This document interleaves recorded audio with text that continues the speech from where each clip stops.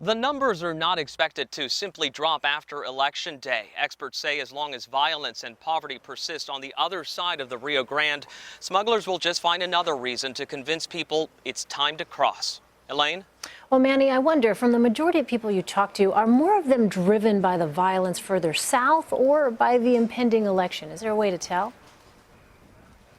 Well, it's kind of a combination, and it's interesting that this time around the surge seems to be less people from Mexico, fewer people from Mexico coming to this side of the border, more people from Central America, from countries that are inundated with gang violence and lack of opportunity really right now are the two main things that people always point out, those countries being El Salvador, Honduras, and Guatemala. But yes, this time around, because of what they're hearing from smugglers, they're saying that they do believe the U.S. election is a factor, a reason they should get in now.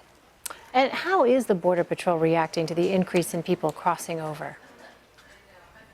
Well, they're trying best they can to really process everybody, but as you've heard the agents say, sometimes they could get as many as 1,000 people a day along this section of the border. What's really complicating efforts as far as the Border Patrol is that they're not just dealing with what they had dealt with historically, a lot of men looking to just come for work here on the U.S. side, but they're also dealing with a lot more women and children. So that requires a different type of processing, is using up a lot of manpower and hours.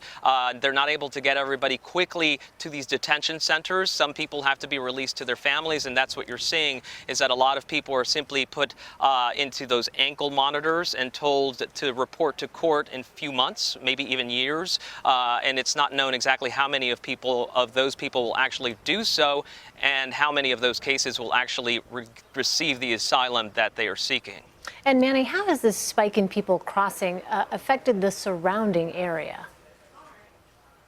Well, people in these parts of Texas are used to seeing a surge every now and then. We have heard from ranchers that they are seeing more litter, more garbage on their property, which is a sure sign that clearly there is a surge of undocumented immigrants coming through these parts. A lot of these immigrants at this point are people who are looking for Border Patrol. They want to turn themselves in because they've heard that they may be released to relatives while they wait those asylum hearings. You know, we have a case here where a lot of people are not sensing necessarily any fear from the mothers and children that are crossing, but also sensing that there needs to be something done to secure the border and also to streamline the process for getting these people asylum or sending them back to their home countries. All right, Manny, fascinating look at what's really happening there at the border. Manuel Bojorquez reporting.